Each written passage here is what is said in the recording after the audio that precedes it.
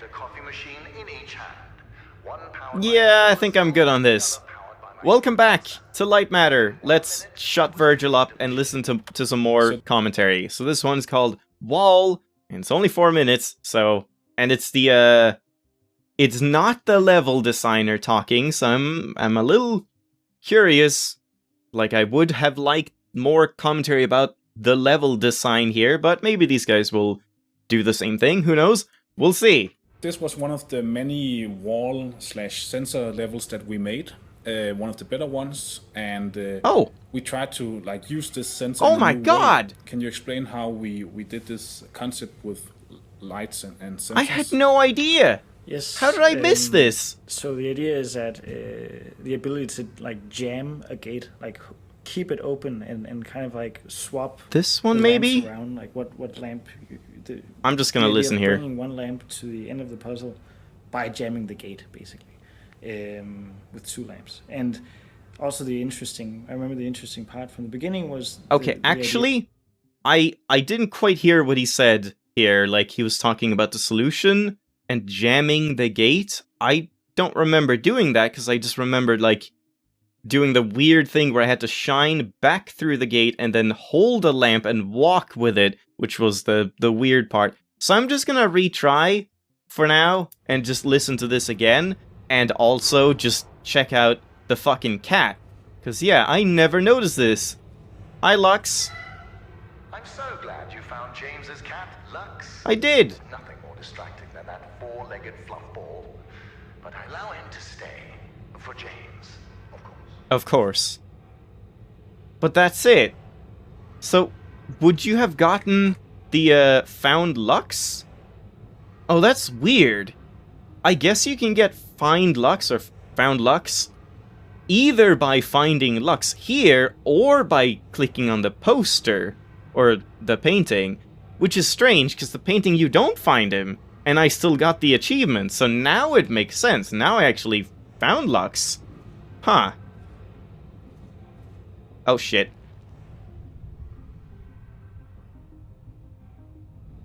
Oh, respawn right here. There we go. I can't pet him. 0 out of 10 game. It's shit. You can't pet the cat. Come on, man. But yeah, that's interesting. I had no idea. Huh. Well, now let's listen to the commentary again, and I'll actually pay attention. So this was one of the many wall/sensor levels that we made, one of the better ones, and we tried to use this sensor in a new way. Can you explain how we did this concept with lights and sensors? Yes. So the idea is that the ability to jam a gate, keep it open and kind of swap the lamps around, what lamp. The idea of bringing one lamp to the end of the puzzle by jamming the gate, basically, with two lamps. And also I remember the interesting part from the beginning was the idea that you have to keep holding the lamp on the sensor while you walk through the gate. Yeah. Which is a lot of people, when they tried the first time, they accidentally light the lamp away from the sensor and the gate closes and they have to do the thing again. But at first it might seem unsatisfying, but it's a good setup for a eureka moment. Yeah. People are now I get it. We even, just because we thought it was fun, we even made Virgil laugh at the player if you actually do it, if you close the gate. That was pretty funny. And it's one of the more interesting things when making games is just observing how players, playtesters, they play the game and just using that. For example, that thing where the gate shuts down, then it's just funny to kind of use that with small commentary from Virgil. And this is also one of the first levels where we actually have a cat in the game, a Lux that you might have found. Yep. And finally, Lux actually started out as more or less a joke that one of our interns made. And I think she said something like, people on the internet, they like cats. And we said, yeah, they do. So how about we get it in somehow? And in the beginning it was just a small thing, but over time it grew bigger and bigger, and we started recording voiceovers for it as well. And I think this idea of James having a cat was kind of an interesting thing, and also that Virgil can show a little more of a soft side because he kind of cares about Lux, as far as I understand. Yeah, but he just won't admit it. Yeah. Yeah. And then he just He stole him. his excuse for liking Lux is just because James, it keeps James happy. Yeah. And James is important for Virgil. But yeah. And we, because we were recording these voiceovers, we also needed some cat sounds. And just for fun, we asked our Discord community if they could record a lot of cats, like their own cats. And I think 10 or 15 people sent it in to me. And we're actually using those sounds at random. So maybe your cat is in our game. Yeah, we even have one cat called Virgil. Yeah, that was so weird. Yeah. Like one of our, one person from our publisher, he has this cat called Virgil, and every time he plays the game, it's so strange that, yeah. Is he a Devil May Cry fan? But I think it was a good.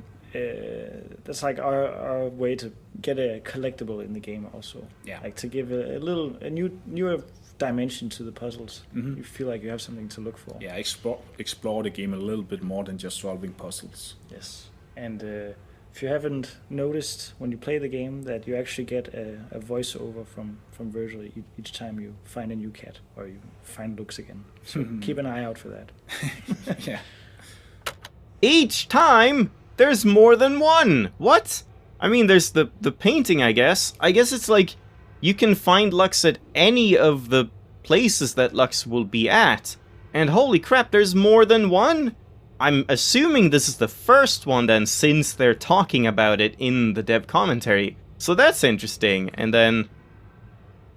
no, we don't get more sounds. But yeah, also kind of interesting, the whole... like, it'll play a random sound from the community that gave them samples. That's pretty interesting.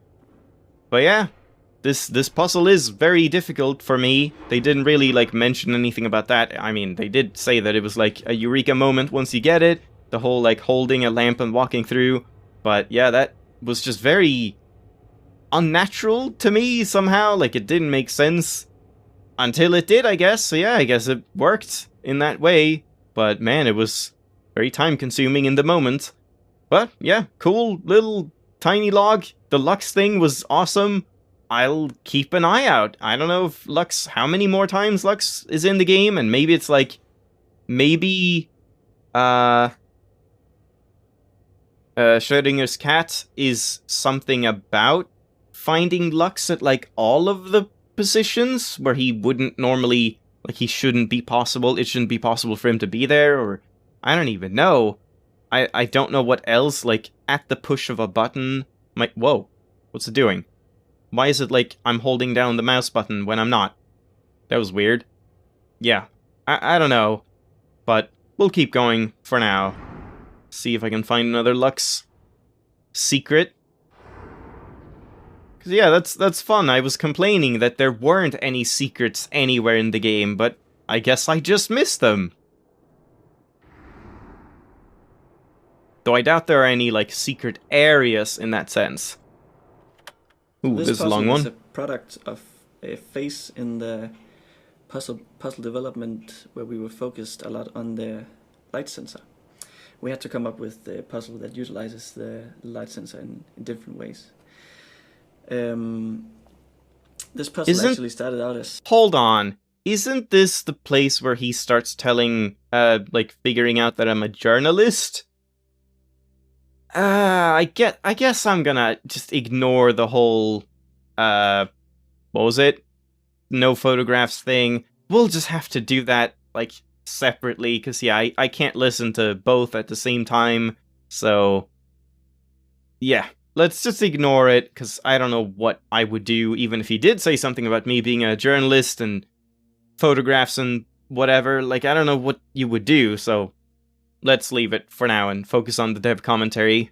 Something completely else. I kind of imagined a face with, like, with instead of eyes, there were just holes in like a wall that you would shine through with a portable lamp, and then obviously you would have two circular cones of light shining through the wall and to the other side.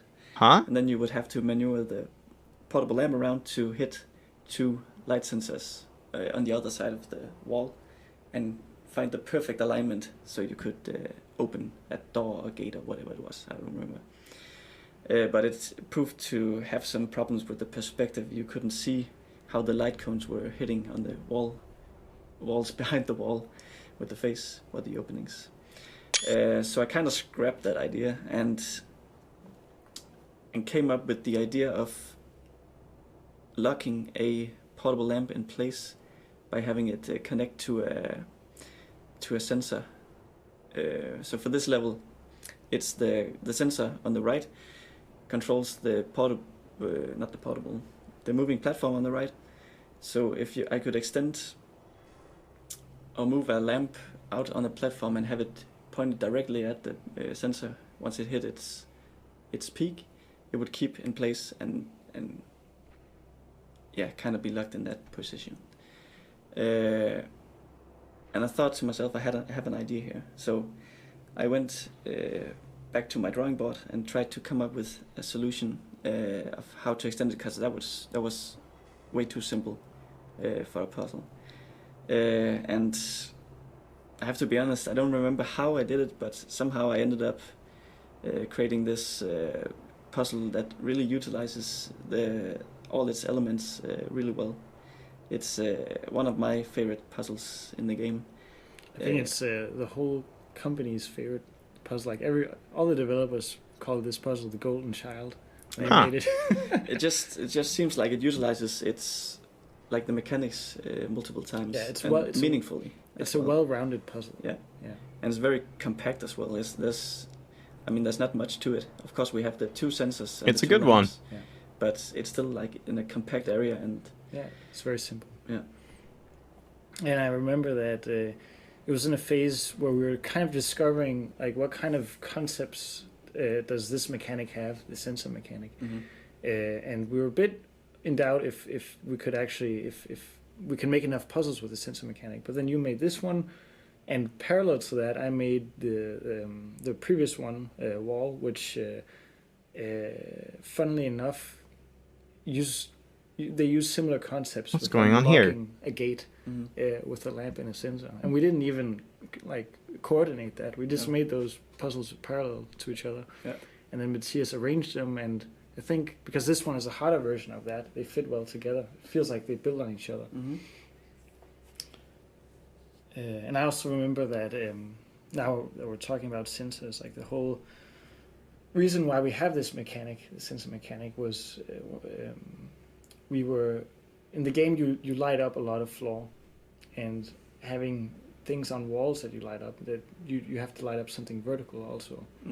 It gave a nice contrast to that, and it just felt cool being able to activate things with light.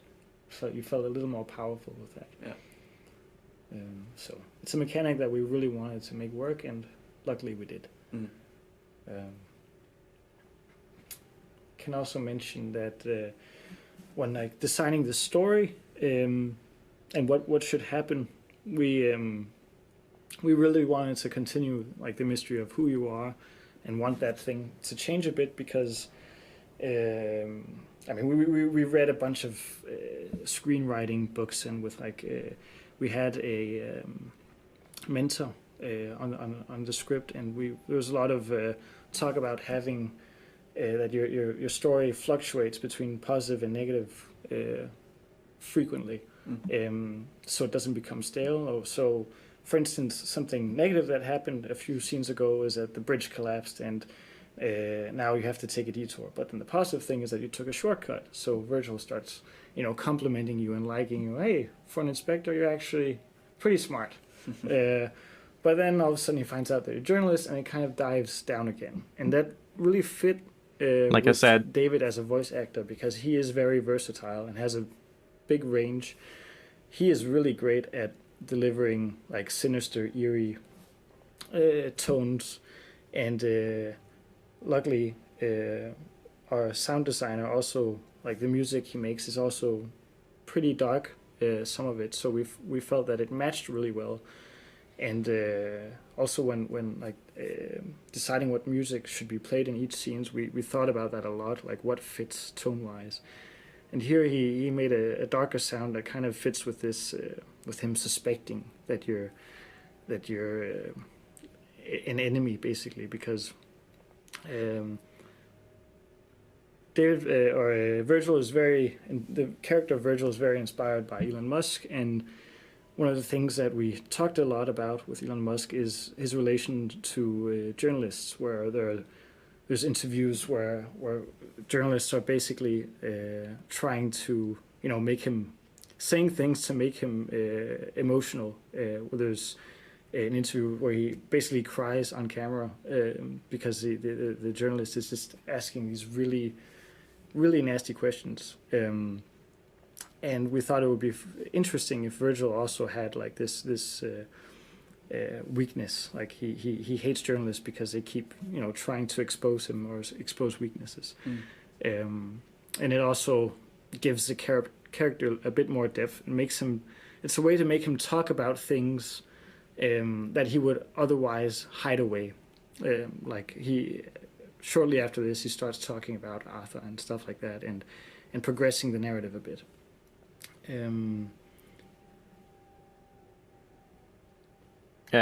Yeah.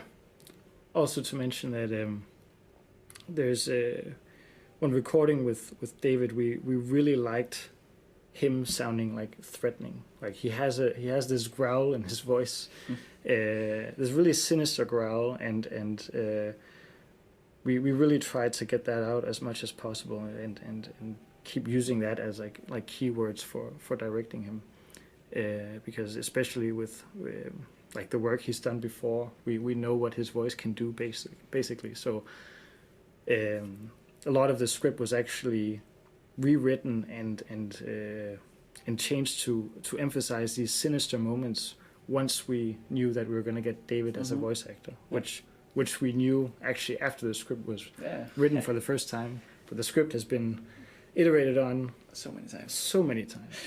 Yeah. Did he get closer to the microphone when he had those moments? Like leaning in? Yeah, he did. That's actually true. Because it sounds a bit more ominous, and like his voice gets louder and intimidating. Yeah.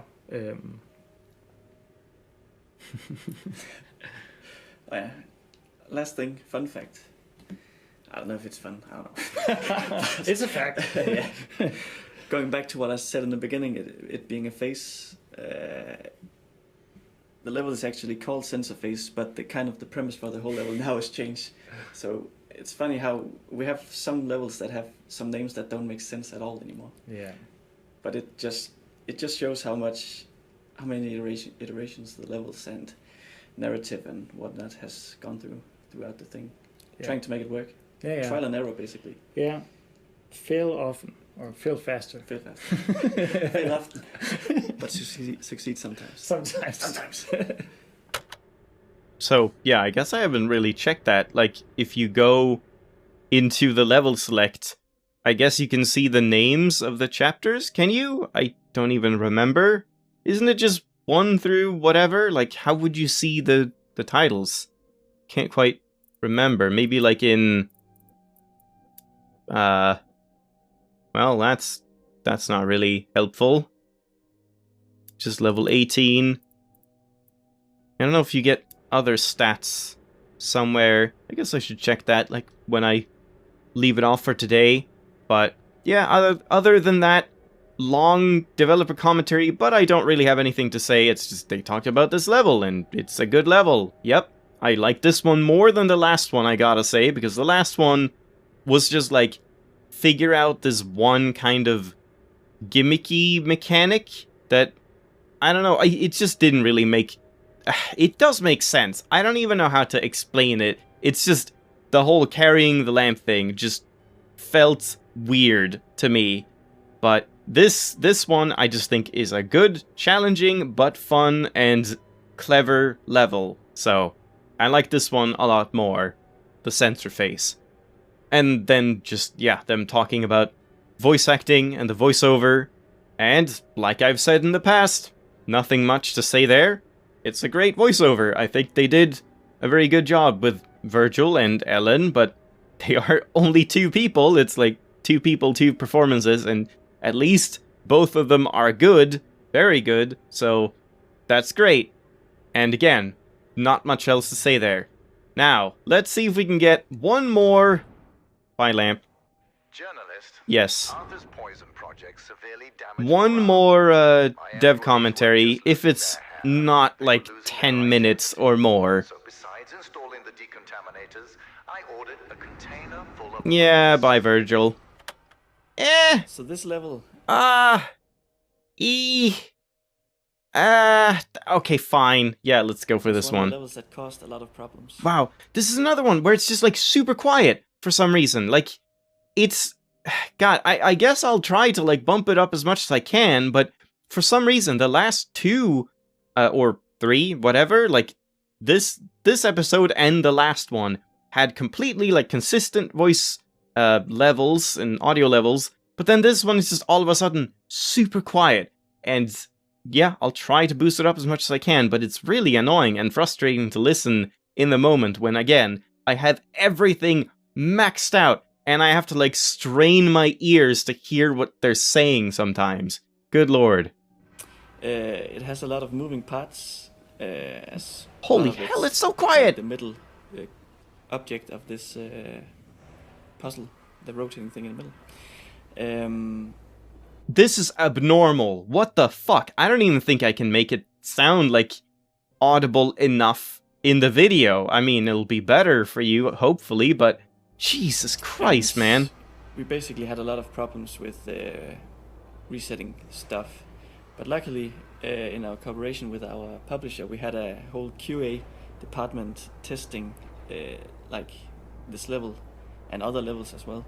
So much like bumping into things and trying to push buttons in different combinations and just exploit the Damn. game. exploit the game, push buttons, jump out and die and whatever. And they find so many things that we can't see. But That's what I'm trying to find. Just go through it so methodically and find all these bugs that in some cases are very game breaking actually. Yeah, there was one scenario where they could actually take a lamp in this level from like the pipes and bring it over. Yeah. And that destroyed the puzzle because you're supposed to use the middle tower for the lamps. Yeah, so we had to come up with a solution to create some zones where you can't pick up the lamp, because basically you could pick up the lamp through a railing, and we didn't want that. Also, a fun note, early on when we made this level, we of course tested it ourselves and found ways to break the puzzle, because we tested it ourselves a lot in the beginning, and it was one of those moments where I fixed something, and then later on, like a lot of time later, I went into the level again. I thought, I think these objects obstruct a bit too much. I want more clarity of the level overview when you get into the level. So I removed them again. But those objects were there for a reason. They were blocking the light, so you couldn't break the What puzzle. happens if you do this? And then the QA team found it again a long time after that. So we had to reintroduce those objects to block the light, and it just goes to show that, like, even though you have been working a lot on different levels, it's you forget like how they are built up sometimes and how they work in themselves, because there's just so much content you need to be aware of and have in your head. Yeah, and like in terms of just saving stuff, this level has been quite difficult because there's so many things with states and animations, and this tower thing should restore itself correctly. I actually don't remember how to solve this. It's simple to have like a checkpoint system where you can just save things and then when you die they should reset, but it has caused a lot of problems during the whole project. Yeah. Because it was very important for us that when you die, it doesn't feel like a penalty. It's basically you're just reset back to where you were a couple of seconds ago.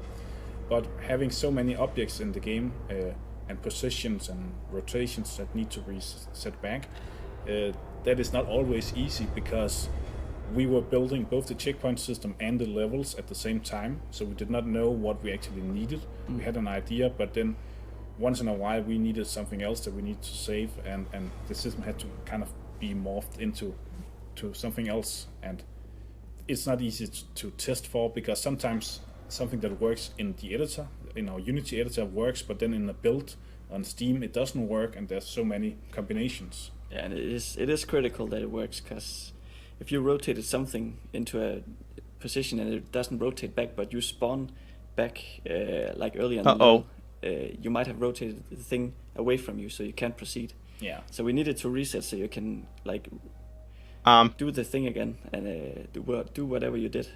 Yeah, we don't want to Again, lock to- the player, yeah, we don't like want soft locking or hard locking maybe.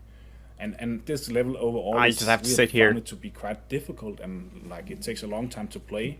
So to not get too boring and tedious, we had to introduce some story in between story elements like voiceovers. Yeah, and that was like right from the beginning when we designed the character Virgil. We saw it as a great opportunity to fill out those annoying like moments in puzzles where we're really stuck, just to make it feel a bit more like to bring a little life in those moments, which can otherwise be a bit boring or tough. And then in the beginning, it was just we just wanted him to make fun of you, not progressing, and you know, you being able to laugh at yourself, because we kind of noticed that people thought that was funny, like being insulted by him. But then like these in-betweener things actually grew a lot. We started adding more of them than we initially had decided, and we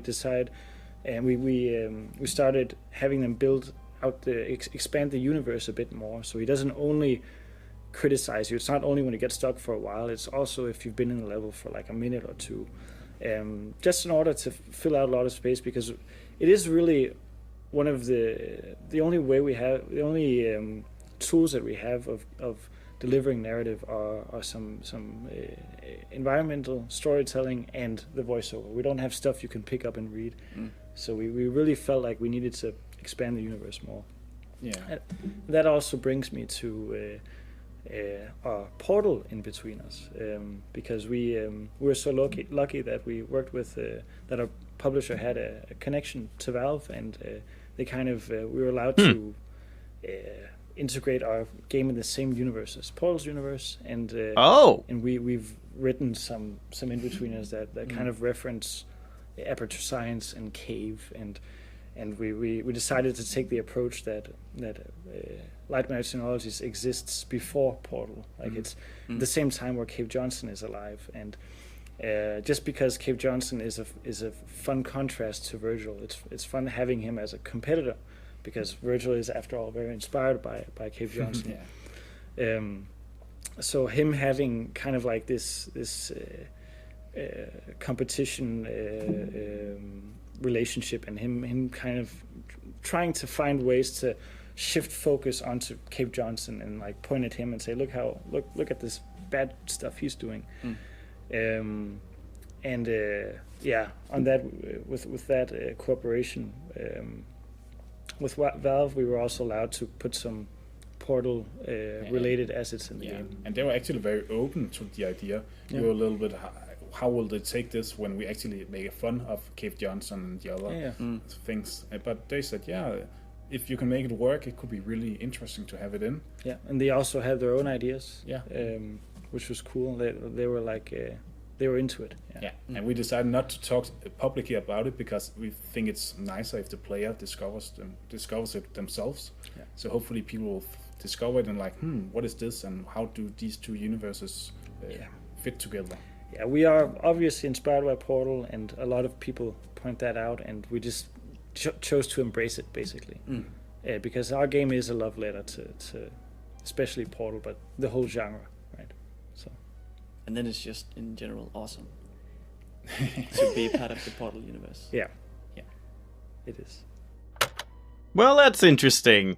I mean, it kind of doesn't change the like implication or just feeling when you're in the moment, because I mean, you wouldn't have heard this initially, but the fact that they actually had contact with Valve and had permission, in quotation marks, like, to make this into a thing that is canonically in the Portal universe. I mean, it's kind of still just a nod more than anything, I feel, because if you actually think about it, this being part of Portal's universe kind of doesn't make any sense. Like, it wouldn't work on like a technological and story perspective and whatever. Like, there's a lot of clashing stuff, I feel, and like this also being part of essentially then Black Mesa and Half-Life and all of that.